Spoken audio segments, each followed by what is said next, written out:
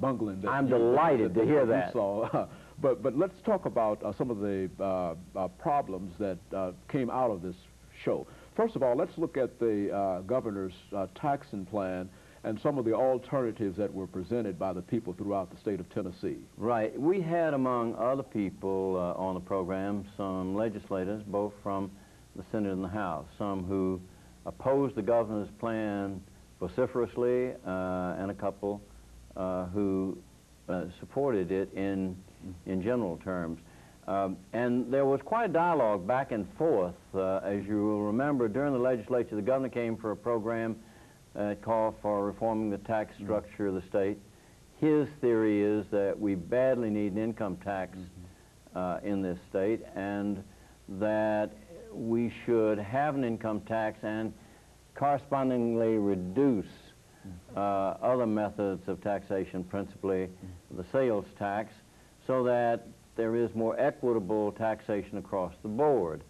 Now, it's inevitable when you talk about that and you talk about education in the same breath, people understand that it's going to take more money to fund schools, and so that means more taxes. There were some other proposals thrown out. A couple of the legislators said, we proposed a plan in the Senate, and nobody paid any attention to it. The governor didn't support it. Of course, he said he was strongly committed to his own plan.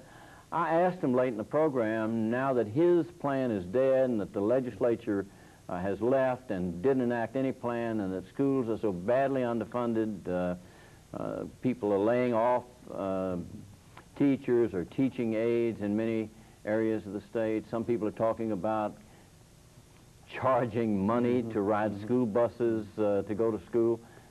Some school systems are having to cut out some of the athletic programs, some of the sporting events that have been so popular and so compelling in attracting parent support for schools. Some talking about doing without bands and cutting back on extracurricular activities. You know, the schools are in bad shape. If there was a criticism of the program, I thought it was that most people in the studio and most of the people in the audience did favor quality education despite increased costs. There was quite clearly a majority and a substantial majority of the panelists and those in the audience who favored that. It was my job, I felt, to make sure that the alternative positions were heard, that the senators who had other plans and the legislators who thought otherwise had an opportunity to speak, and we made sure that they did. And that the President of the Conservative Union, who's totally against any taxation, had a chance to speak. Even the issue of vouchers, which is not a burning issue in Tennessee right now, was raised late in the program by me, primarily because I thought it's been part of the dialogue and needed to be brought out.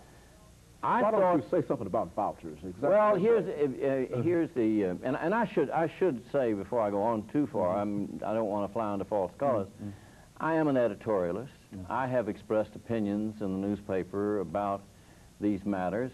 For a long, long time, I've felt that tax equity required an income tax in Tennessee, and I don't apologize for that. I understand it's a minority position, that most people don't agree with it. But I believe that if we look at it long enough and carefully enough, that more and more people will understand that we just can't go on raising the sales tax forever. And also, I've taken a position against vouchers.